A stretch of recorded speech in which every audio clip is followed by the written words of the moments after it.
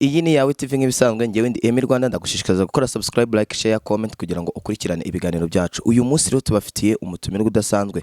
Hari byinshi byavuzwe, hari byinshi utamenye, hari byinshi wabeshywe, hari byinshi abantu benshi bagiye bavuga ku muntu umwe witwa Selemani. Damuntu mwamenye mu mafilime menshi nka Papa Shafi, bamwita impanga y'abantu benshi ya Rwasa, ariko uyu munsi twamusuye, reka atangira bibwira. Nitwa Damuntu Selemani aka Papa Shafi, Ruganzu n'andi mazina agenda nitwa muri filime zitandukanye bitewe n'uburyo nagiye nyikina. Damuntu umeze ute amakuru y'imisi? Amakuru y'imisi nuko nifite ikibazo cy'uburwayi bw'impyiko, ariko ndimo ndavurwa neza, ndikurikiza inama z'abaganga kandi ndimo ndoroherwa. Yes, Damuntu nagira ngo noneho uganiriza abantu muri rusange ubuzima bwawe. Damuntu ni muntu ki? Damuntu ubasobanurire kujya muri filime byatangiye gute, wabanje gukora akahe kazi nka Damuntu? Nge ubuzima bwanjye nabayeho ubundi ndi umuntu navukiye mu karere k'uburasirazuba mu Mutara, mu karere ka Gatsibo. Nahize primaire kugeza mu mwaka wa 8, ni kera muri za 92 gutyo. Noneho nza kuvayo nza kuba mu mujyi hano i Kigali kwa onkira wanjye wabaga mu Gasyata muri za 92. Mageze nibwo nahasanze rundi rubyiruko rw'abasore bahatuye bari baturiye b'abasore, dugira gahunda yo kujya gutabara igihugu bitewe n'ibintu twabonaga mu Rwanda mu mashuri nayo hose, twemeza gutabara igihugu tukajya mu nkotanyi. Nagiye mu kigali cy'inkotanyi 92, ariko biyasaba ko duca mu bindi bihugu, ntabwo agomba guca mu Mutara cyangwa uce, twagomba kwambuka mu Burundi cyangwa gaca Tanzania cyangwa gaca muri Kongo. Ibyo rero cyawe ngo twambaza igihugu cy'u Burundi no twanyuze, ndiyunguka nyine aho twagomba kujya muri training. Ndakoze igisirikare guhera 93, ndumva nibwo nakigezemo neza. Ubwo ngubwo intambara iraba, turarwana tuvuza igihugu, turwana intambara y'abacengezi zo muri Kongo. 2005 nsaba kuva mu ngabo, barabinyemerera ndataha. Damuntu noneho ubuzima bw'igisirikare n'ubuzima bwa filimi byaje gute kugira ngo noneho winjire muri filimi nyarwanda? Kuva na kera nayo waraga ngira inoti zo kuza umusirikare cyangwa umukinnyi wa filime, byose numva ko nzabikora, ariko nabanje bya mbere mba umusirikare, mbona biciyemo mbaye we.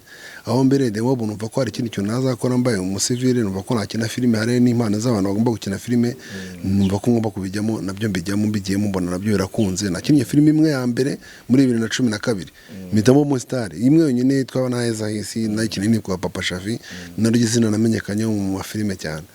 Nubwo rero mitambikunda gutyo ndabikomeza, na n'ubu naje gukina amafilime menshi atabarika. Yes, abakurikiye yawe TV, uyu ni Damuntu Selemani. Reka dutaruka noneho twinjire ku burwayi bwawe nyirizina. Nibwo bwavugishije abantu ngo wabeshya abantu, uri umuteka mutwe, waguze imodoka, waguze inzu, ibyo byose byavuye ku burwayi bwawe.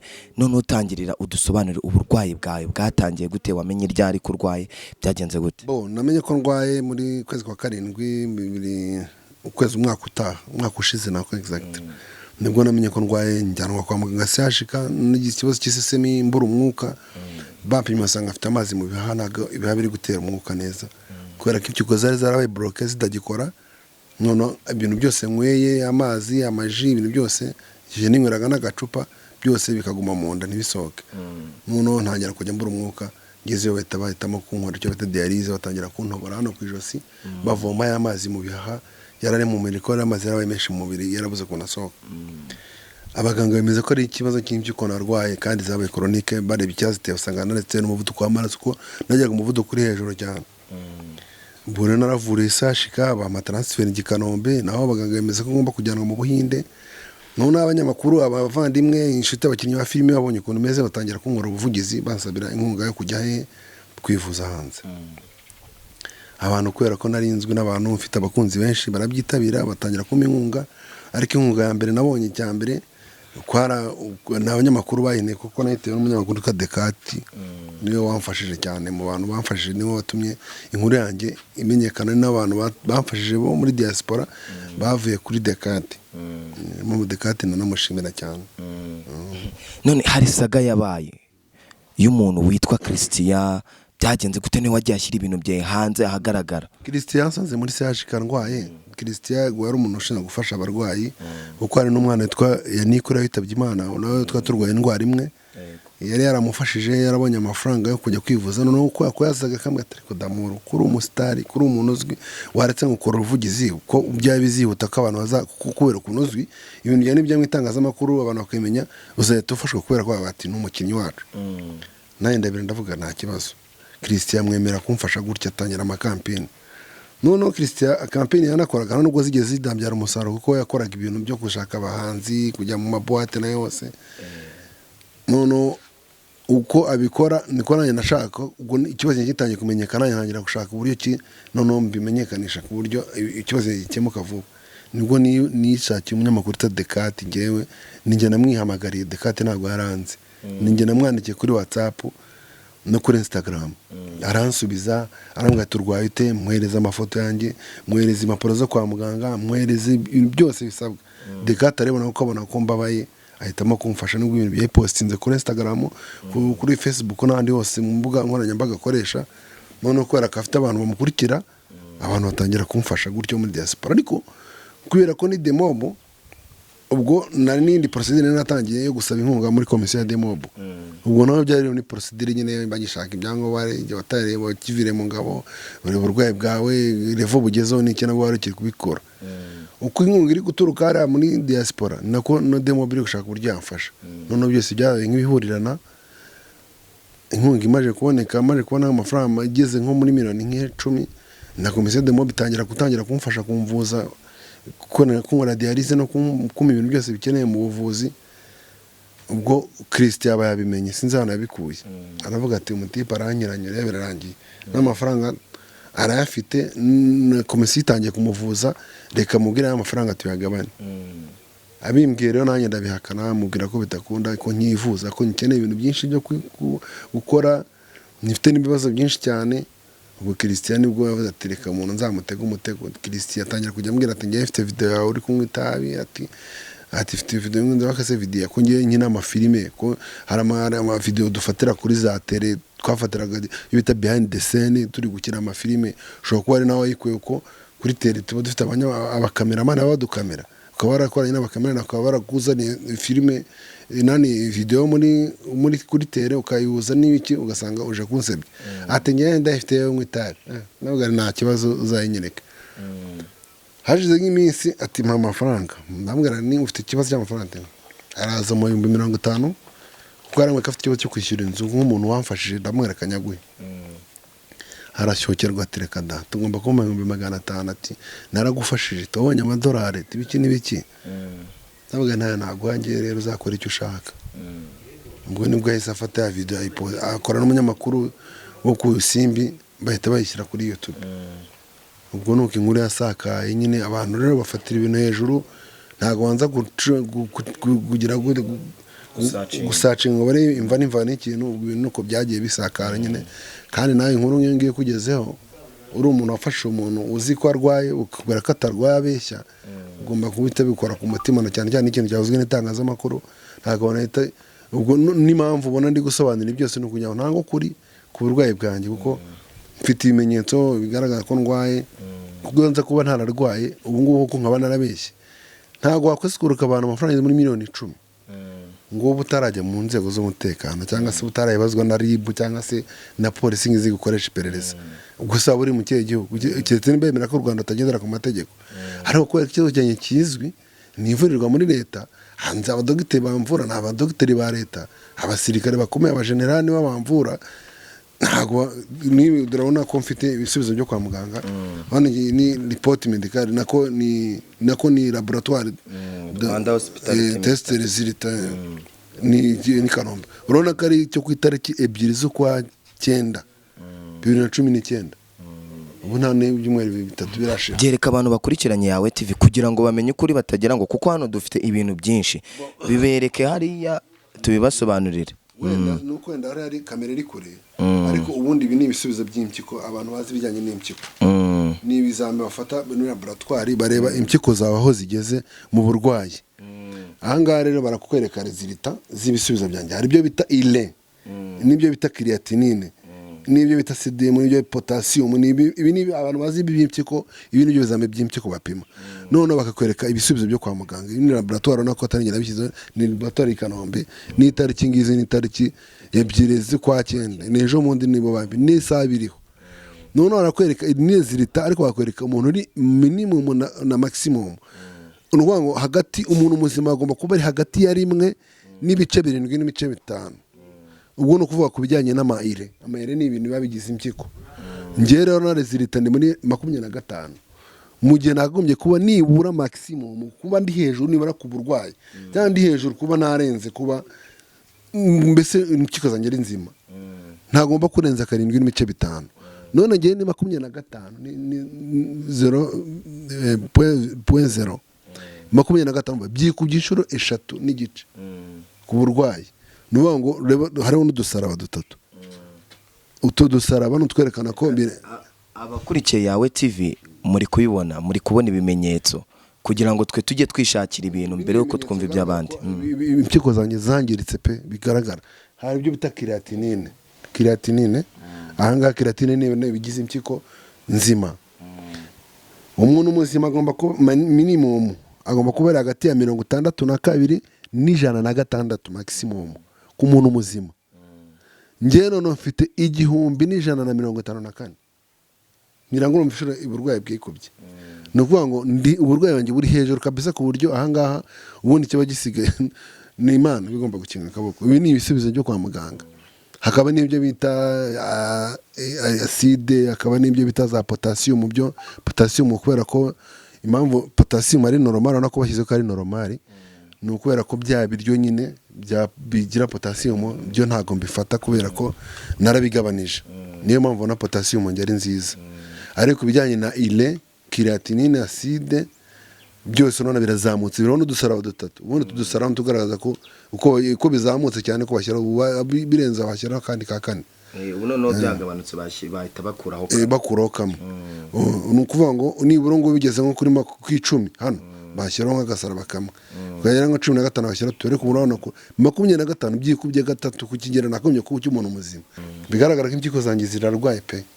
N'umuntu uzi ibintu by'abaganga cyangwa se umuntu weshaka kureba ibisubizo byo kwa muganga, ibi biba bihagije, cyangwa umudogiteri kuba agaragaza uburwayi bwanjye. Ibi ntago nige mbipima, ni laboratoire ya gisirikare sisi. Yes, hano ndabona afite nakandi gakoresha. Ibi byo bigufasha iki? Akangaka nagapime hypertension. Ukubwiye uburwayi bwanjye bwose nabatewe n'ikibazo cy'umuvuduko w'amaraso. Kugira ngo ndware impyiko nabitewe n'umuvuduko w'amaraso. Nibwo burwayi bwa krey byose. Umuvuduko w'amaraso ni indwara mbi, abantu bose bayirinde, kandi ni indwara udashobora kwirinda ko ntamenye uburyo yirinda. Mu indwara udashobora ntibabaza, nta kintu wumva ko urwaye kiretse gupima ukareba ko uyifite. Aka kuko rero kagufasha iki?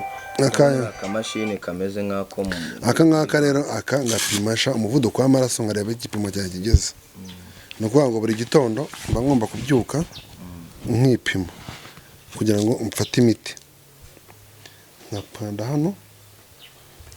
Ahanga barakwereka ko umuntu muzima, abantu bazi iby'umuvuduko barabizi, kugira ngo uri muzima ugomba nibura triste kuba umuvuduko utarengeje 140 kuzamura igipimo cyo hejuru. Ubwo iyo urengeje 140 uburwaye hypertension. Ngiye rero reka uzireba aho bigera.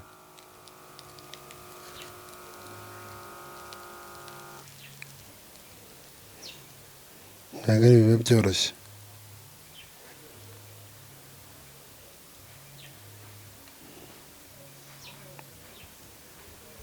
Yes, abakurikiranye yawe TV turi kugerageza gucukumbura ibintu byose uko bimeze. Nawe wamufashije, wari uzi ko hari abamututse, hari abamuvumye. Ndagira ngo uyu munsi umenye byose. 178 ku 110 igipimo. Hejuru ni 178, hasi ni 110.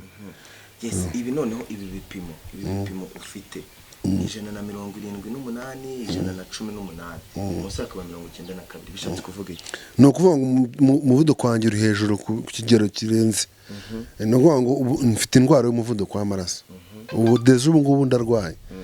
Ubu nshobora no kujya ubu ngiye kwa muganga none nko kwipima nko mu bitaro bikomeye. Nago batuma nta bahita banshyira mu bitaro. Kuko ugiye kwa muganga nicyo kintu banza gupima abadogiteri bakureba umuvuduko wawe uhagaze bakara umutima wawe kuri gutera amaraso wanjye ari kwiruka cyane cyane ku buryo butari nk'ubw'abandi bantu. Ubu ni uburwayi ni nabyo byanteye impyiko. Ubu rero n'uburwayi nabwo n'uburwayi mpanganye nabwo na cyane cyane ko n'impyiko zanjye nabuteye n'uburwayi bw'umuvuduko w'amaraso. Dusoza Damoro abakurikiye yawe TV kuri screen zabo noneho gira bushimira uvuga ati aba bantu baramfashije bimeze gutya na gutya. Nshimira ni Dekati kuko yaramfashije kuko ubushobozi nabashe kugera ni wampaye inkunga ni watumye abantu bose ntago ari wayimpaye ku giti cye ariko niwe watumye abantu bumva ikibazo cyanjye batangira kumfasha nibura mbona n'ubwo bushobozi bwo kuba ndi kwirwanaho muri iyi minsi. Dekati ndamushimira nkashimira itangazamakuru nkashimira na komisiyo ya demob iri kunyitaho kugeza no munota kuko iyo nza kuba ntafite komisiyo ya demob ubu nibazo nari nahuye nabyo byikuse abanyamahanga n'inkunga ikahagarara nari guhita mfa kuko nta wundi mari kubona kunyitaho. Ariko komisiyo ya demob nk'umubyeyi yaramfashe irimo irandwanaho irimo iramvura uburyo bwose bushoboka ndayishimira cyane. Nshimira abanyamakuru nkashimira abanyarwanda bari bose bitanze bakamfasha ariko nanone nkagaya babandi bagendeye mu magambo y'abantu bakajyaho bakambureminga bakaba ari no kunsebya ngo igisambo mujye naho ndi gisambo. Ntago ne gushakira indonye ku buzima ntago ne gushakira ngo gukira ku burwayi cyangwa se ngo mbona amafaranga kuko n'ubundi imbere hose nari ndiho kandi nari mbayeho neza n'umugabo nitunze mfite imyaka 42 ntago negereje ndingegera sibyo numva ko nakoreye igihugu ndi umuntu uzi gushaka imibereho. Ikindi kintu cyabashije abantu nuvuga ngo naguze imodoka ngo mbano heza ibyo nagomba kubikora ko cyambere cyo itiki njyane Kanombe nayo bwayo ni nyinshi ko ku Kanombe mvanga rero turo ni bibiri wawe kuba na gatatu mu cyumweru ni 600 mu cyumweru wakuba n'igice nzajya muri dialyse ni forever uko dialyse zahoraho. Narebye rero ndavuga reka ngura akantu ka transport kazakanjyana nego mana ndavura ntago ibyo babingayira babinshimira kuko n'ubushobozi banteye nabitewe n'ubushobozi bampaye babishime kuko byangira akamaro ntago nagiye ngo nyabyinire cyangwa yapfusha ubusa. Iyo modoka iranjyana kwa muganga ikangarura ndahano heza urabona ko muzana mukabona aho mwicara ndigumeka umwuka mwiza za regime nandikiwe n'abaganga ndi gushaka kuzibona kuko iyo ntabona ya nkunga ntago nayo kuzibona n'izo regime. Niyo mpamvu ubuzima bukiriho niyo mpamvu bagomba kwishimira ko nyiriho bakishimira ko igikorwa bakoze cyangirira akamaro kandi nabo cyabagira akamaro ko bashaka kombaho. Ako Damoro dusoza hari abantu ngiye bambwiye ngo n'ubusanzwe utaranarwara ngo waruzi icyarabu icyo cyarabu ko kurakiza. Oya na icyarabu ni kwa kundi na amasirenga tuvugira nk'abakinnyi ba filime bita ba Nike tukunda gusuzanya mu cyarabu bita ba Salimu twakoranye ama filime na Rwasa nyine nyakwigendera ni slang zacu twasuzanyaga mu cyarabu ariko ni cyarabu tukina twumva mu bashe no mu Islamu twagiraga duterateranya nyine tugasuzanya muri konye banyitaka shehe. None ngaho gira kantu ushyiraho ko mu cyarabu usuhuze nk'abantu bakurikiye yawe TV ubasuze mu cyarabu.